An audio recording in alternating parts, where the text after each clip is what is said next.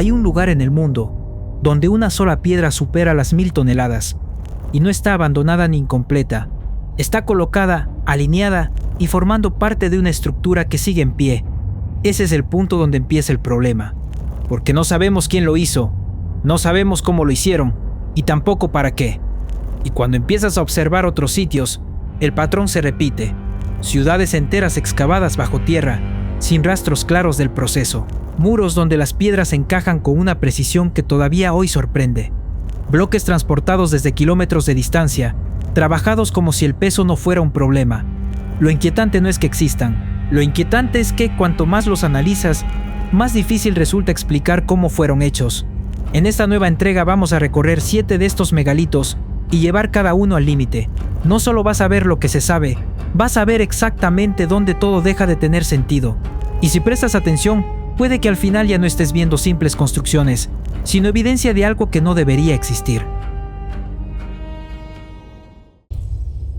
Puesto número 7. Las cuevas de Barabar. En la India, a unos 40 kilómetros de Bodh Gaya, existe un conjunto de cuevas excavadas directamente en granito sólido, y lo que hay dentro no encaja con lo que se supone que era posible hace más de 2000 años. No es una exageración. Las paredes están pulidas hasta un nivel que refleja la luz como si fueran espejos.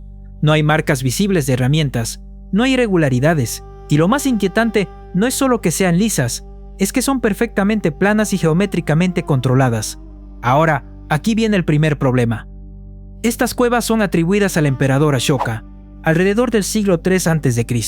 De hecho, hay inscripciones que mencionan su nombre, pero esas inscripciones no dicen que él las construyó, dicen que las donó, y eso cambia completamente la historia, porque si alguien las entregó, entonces alguien más tuvo que hacerlas. Cuando se analizan con tecnología moderna, el misterio se profundiza. Escaneos tridimensionales han demostrado que estas cámaras no solo son simétricas, son casi perfectas. Sus proporciones siguen relaciones matemáticas exactas. Sus volúmenes están calculados con una precisión que obliga a pensar en diseño previo. Esto no fue improvisado. Esto fue planificado antes de tocar la roca. Y aquí aparece otro detalle que complica todo aún más: el sonido. Dentro de estas cuevas cualquier ruido se transforma. Un susurro puede recorrer todo el espacio. Algunas frecuencias se amplifican de forma normal. La reverberación es tan intensa que puede durar varios segundos. Y entonces la pregunta cambia. ¿Y si no fueron hechas solo para ser vistas, sino para ser escuchadas? Porque lograr ese comportamiento acústico no es casual. Implica geometría, ángulos, proporciones y superficies pulidas con una intención clara. No es algo que ocurre por accidente. Pero hay algo todavía más difícil de explicar. No existen versiones anteriores, no hay prototipos, no hay intentos fallidos que muestren evolución. Estas cuevas aparecen en la historia ya terminadas, ya perfeccionadas, como si el conocimiento necesario ya existiera. Y cuando comparas estas cuevas con otras construcciones en India, incluso siglos después, la calidad simplemente no se repite. Hay templos más grandes, más complejos visualmente, pero ninguno alcanza este nivel de precisión interna. Eso rompe la idea de progreso, porque lo lógico sería que lo más antiguo sea lo más simple, y aquí ocurre lo contrario. Entonces surgen las teorías, que se trató de una técnica que se perdió, que hubo un conocimiento heredado, o incluso que las primeras civilizaciones no empezaron desde cero, sino que recibieron algo que ya estaba desarrollado. Pero más allá de las teorías, hay un hecho. Estas cuevas existen, y nadie ha podido explicar con claridad cómo se logró este nivel de precisión en un material tan duro, con las herramientas que se supone tenían en ese momento. Y si esto fue posible en un espacio cerrado, dentro de una montaña, con control total del entorno, la siguiente pregunta es inevitable. ¿Qué ocurre cuando ese mismo nivel de precisión aparece afuera en estructuras mucho más grandes, donde el peso deja de ser manejable y empieza a volverse descomunal? Ahí es donde esto deja de ser un caso aislado y empieza a convertirse en algo mucho más difícil de ignorar. Puesto número 6. Stonehenge. Hace más de 5000 años, en una llanura abierta del sur de Inglaterra, comenzó a levantarse una de las estructuras más desconcertantes jamás construidas, Stonehenge. No fue obra de un solo momento, no fue una construcción rápida. Durante más de 1000 años, distintas generaciones trabajaron en este lugar sin dejar un solo registro claro de cómo lo hicieron ni por qué. Y eso ya es suficiente para encender todas las alarmas, porque lo que vemos hoy no es un simple círculo de piedras, es una estructura planificada, modificada durante siglos, compuesta por bloques que alcanzan hasta 30 toneladas, piedras gigantes colocadas en vertical, coronadas por otras horizontales, formando un sistema estable que ha resistido el paso del tiempo. La explicación más aceptada dice que fueron transportadas con rodillos de madera, arrastradas con cuerdas y levantadas con rampas. Es una teoría lógica, pero incompleta, porque algunas de esas piedras no pertenecen a ese lugar. Las llamadas piedras azules provienen de Gales, a más de 240 kilómetros de distancia. No estamos hablando de mover pequeños bloques, estamos hablando de trasladar toneladas de roca a través de terreno irregular, sin caminos definidos, en una época donde ni siquiera existía la rueda como la conocemos hoy. Y aún así, llegaron. Pero el verdadero punto crítico no es solo el transporte, es la precisión. Stonehenge está alineado con eventos astronómicos. Durante los solsticios, el Sol se alinea perfectamente con ciertas piedras, marcando momentos específicos del año. Eso implica observación prolongada, conocimiento del cielo y una intención clara. Esto no fue improvisado, fue diseñado. Entonces, durante siglos han surgido teorías para explicar lo que estamos viendo. Algunas lo describen como un templo solar, otras como un calendario, un centro de rituales o incluso un lugar de sanación al que las personas viajaban desde grandes distancias. Pero ninguna teoría logra explicarlo todo al mismo tiempo. Y ahí es donde aparecen las versiones que muchos prefieren ignorar. Relatos antiguos hablan de gigantes, de seres capaces de mover piedras imposibles, de levantar estructuras que para el ser humano común serían inalcanzables. En las leyendas medievales, incluso se menciona que el mago Merlín trasladó estas piedras desde otro lugar, utilizando fuerzas que no comprendemos. No son pruebas, pero tampoco surgieron de la nada. Porque cuando una civilización se enfrenta a algo que no puede explicar, lo convierte en mito. Y aquí es donde la hipótesis toma forma. Tal vez Stonehenge fue construido por comunidades humanas, pero no con el conocimiento que creemos. Tal vez heredaron técnicas que se perdieron, o tal vez, como sugieren algunas tradiciones, no estuvieron solos en ese proceso. Gigantes, seres avanzados, constructores olvidados, no como afirmación, sino como posibilidad. Porque al final, el problema sigue intacto. Mover, posicionar y alinear estas piedras no es solo cuestión de esfuerzo, es cuestión de conocimiento. Y Stonehenge, más que una construcción, parece el resultado de algo que no comenzó ahí, sino mucho antes. Puesto 5. Göbekli Tepe. A unos 15 kilómetros de la ciudad de Şanlıurfa, en el sureste de Turquía, hay una colina que durante siglos no llamó la atención. Hasta que en los años 90, el arqueólogo Klaus Schmidt decidió mirar con más detalle. Lo que encontró cambió todo. Bajo esa colina no había un asentamiento común. Había estructuras megalíticas organizadas, con pilares en forma de T de más de 5 metros de altura y hasta 50 toneladas de peso, tallados directamente en piedra caliza extraída del mismo lugar, pero trabajados con un nivel de detalle que no encaja con la tecnología de su tiempo. Y es aquí donde la historia deja de encajar. Göbekli Tepe fue construido entre el 10º y el 9º milenio antes de Cristo. Eso significa que es al menos 6.000 años más antiguo que Stonehenge. Pero hay algo más importante. En esa época, según todo lo que se enseña, no existían civilizaciones organizadas, no había ciudades, no había agricultura establecida, solo grupos de cazadores-recolectores. Y aún así, alguien construyó esto. Las estructuras están organizadas en círculos, algunos superpuestos. Cada uno fue enterrado deliberadamente después de ser usado, y sobre él se construía otro. Este patrón se repite varias veces, como si el lugar fuera renovado o sellado intencionalmente. Los pilares no son simples columnas, tienen brazos tallados, manos y cinturones que parecen representar figuras humanas estilizadas. En sus superficies aparecen esbozadas diversas figuras de animales. No están colocados al azar, parecen formar un lenguaje, una narrativa que aún no entendemos. La explicación científica dice que fueron construidos por comunidades de cazadores-recolectores altamente organizadas, que extrajeron la piedra del mismo terreno, la tallaron con herramientas de sílex y la movieron mediante esfuerzo colectivo. Es posible, pero cuando analizas el conjunto completo, aparecen tensiones, porque construir esto implica planificación, geometría, diseño previo. No es solo fuerza, es conocimiento. De hecho, algunos estudios han identificado patrones geométricos precisos en la disposición de los recintos, como si hubieran sido diseñados con reglas matemáticas claras. Y hay otro detalle clave: no hay evidencia de vida cotidiana. No hay casas, ni cocinas, ni residuos típicos de un asentamiento. Lo que sí hay son miles de huesos de animales salvajes, lo que sugiere reuniones masivas.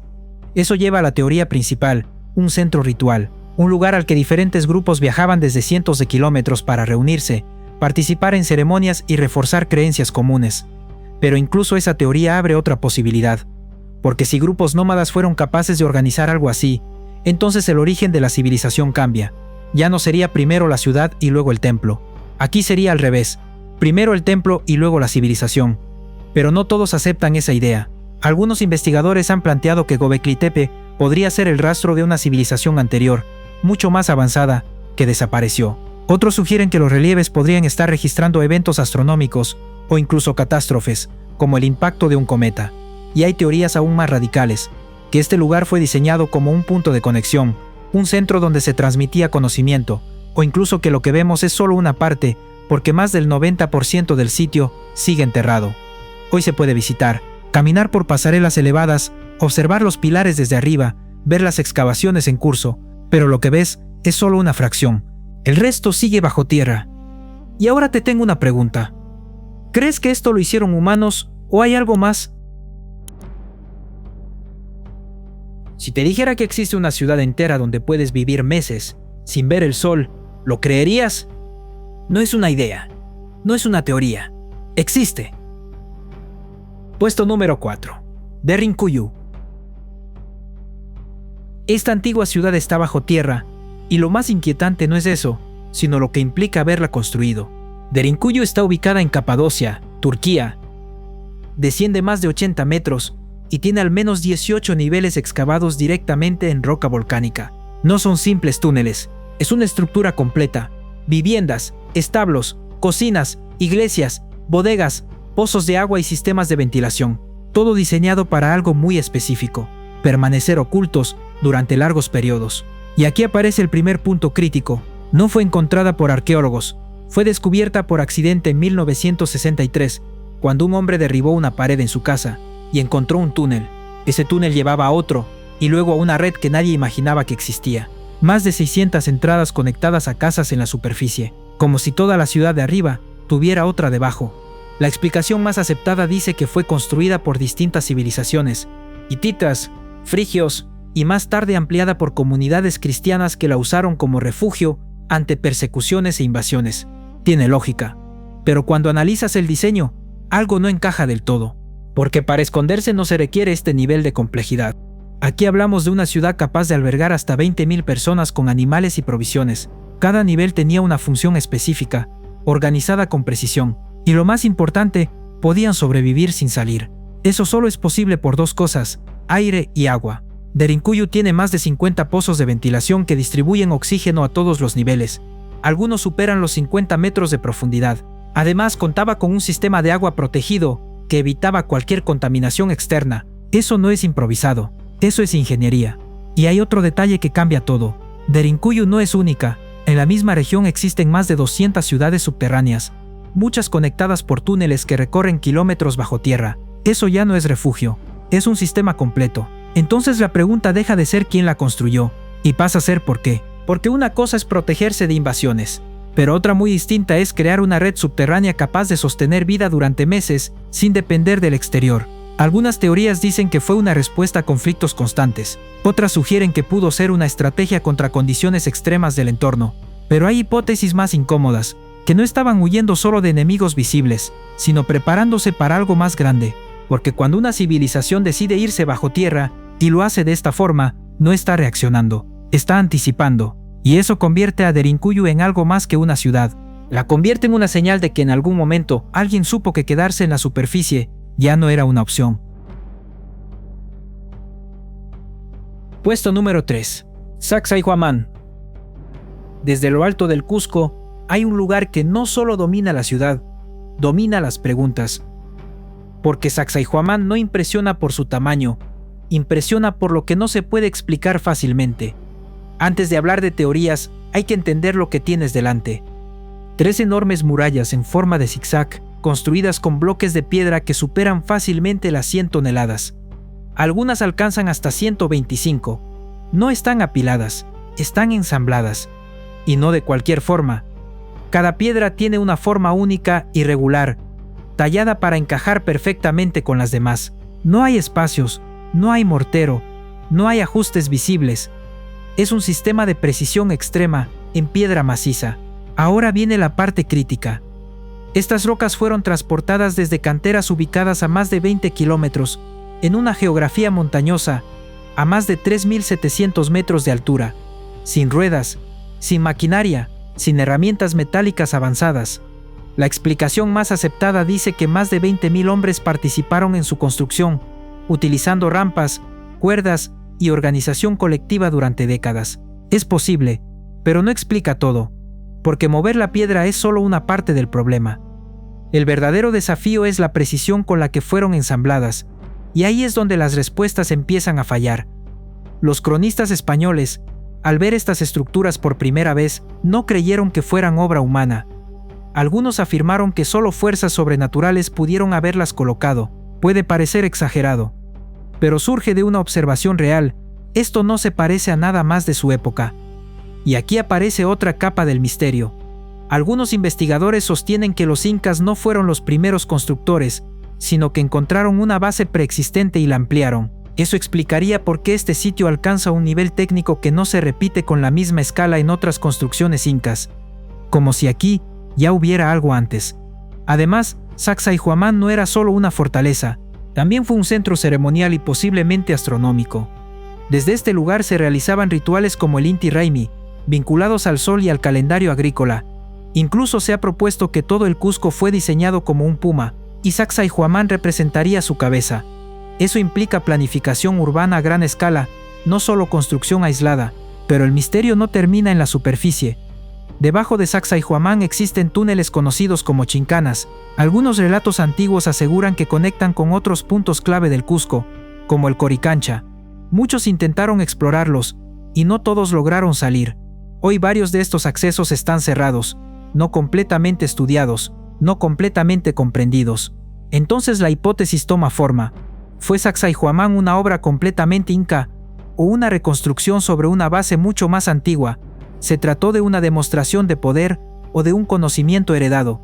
Porque cuando una estructura combina tamaño extremo, precisión milimétrica y un origen que no termina de cerrarse, ya no estás viendo solo una construcción, estás viendo una evidencia de que en algún punto de la historia alguien sabía hacer esto, y hasta hoy nadie ha podido explicarlo.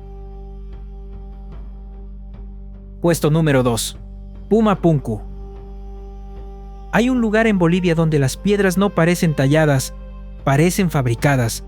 No es una exageración. Cuando uno se acerca y observa Puma Punku, lo primero que nota no es el tamaño, es la precisión. Bloques perfectamente rectos, ángulos exactos, perforaciones idénticas, superficies lisas como si hubieran sido trabajadas con herramientas modernas, pero no lo fueron. Y ahí empieza el problema. Puma Punku forma parte del complejo de Tiwanaku, cerca del lago Titicaca, a casi 4.000 metros de altura. Según la datación oficial, fue construido entre el año 300 y 1000 después de Cristo por la cultura Tiwanaku. Esa es la versión aceptada. Pero cuando analizas la construcción, algo no encaja. Los bloques de piedra no solo son enormes, algunos alcanzan más de 130 toneladas, sino que están cortados con una precisión que permite que encajen como piezas de un rompecabezas. Sin mortero, sin ajustes, sin errores visibles, ni siquiera una hoja de afeitar puede entrar entre ellos. Y hay más. Algunos bloques tienen perforaciones perfectamente alineadas, con una simetría que sugiere el uso de herramientas avanzadas. No son agujeros improvisados, son cortes limpios, repetidos, uniformes, como si hubieran sido hechos en serie. Y eso abre otra pregunta. ¿Cómo una civilización sin escritura, sin metalurgia avanzada y sin conocimiento de la rueda logró este nivel de precisión? La explicación más aceptada dice que utilizaron herramientas de piedra, martillos y abrasión con arena para pulir las superficies. Es posible, pero hay detalles que no terminan de coincidir. Por ejemplo, el origen de las piedras. Los bloques de arenisca roja fueron transportados desde una cantera a unos 10 kilómetros de distancia, mientras que la andesita más dura y difícil de trabajar proviene de la península de Copacabana, a unos 90 kilómetros. No solo los movieron, los subieron hasta casi 4.000 metros de altura, y lo hicieron en una zona donde ni siquiera hay árboles suficientes para usar rodillos de madera. Entonces la pregunta cambia.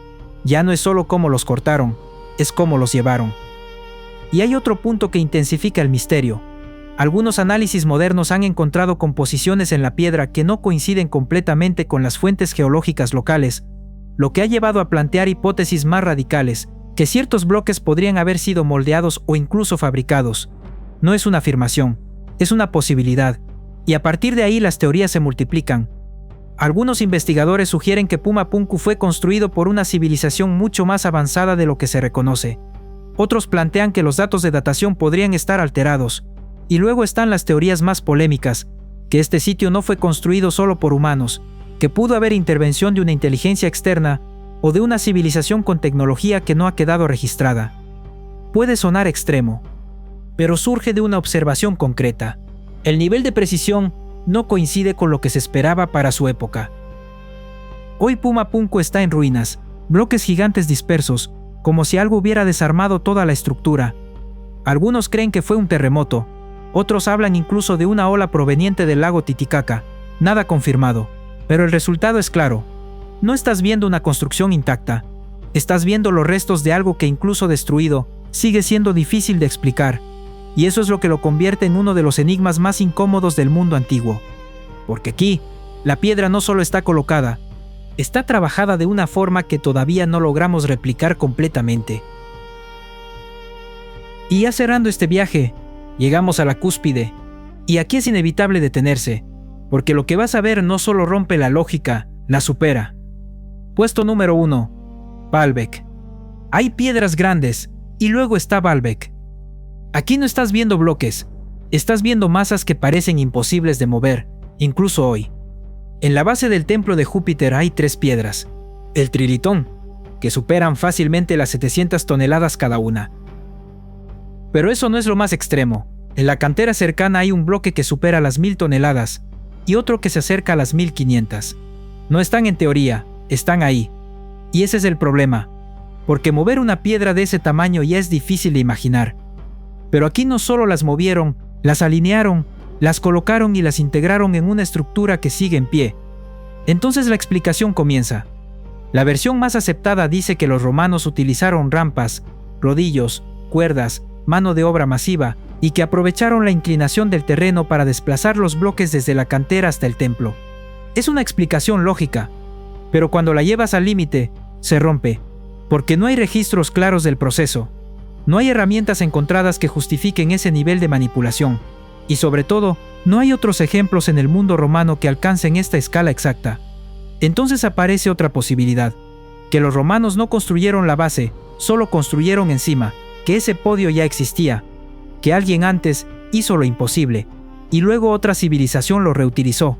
Y eso cambia todo, porque Baalbek no sería una obra romana, sería una herencia.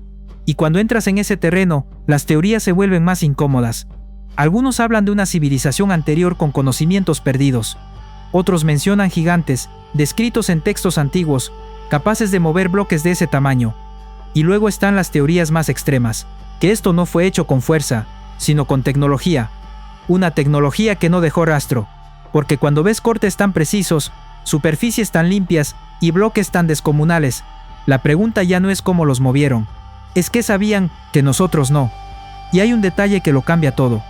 Baalbek no está incompleto, está terminado, funciona, resiste, no es un intento fallido, es una ejecución perfecta. Eso significa que quien lo hizo sabía exactamente lo que estaba haciendo. Entonces la pregunta final ya no es histórica, es directa. ¿De verdad creemos que esto es solo el resultado de esfuerzo humano? ¿O estamos viendo el rastro de algo que ya no está? Porque después de todo lo que ya analizamos, Baalbek no concluye nada, lo complica todo. Esto no encaja. Y cuando varias cosas no encajan al mismo tiempo, ya no es un error. Es un problema. Uno que nadie ha logrado resolver hasta ahora. Hasta aquí llegamos con el tema de hoy. Regálame un like si te gustó el video. Nos vemos en la próxima.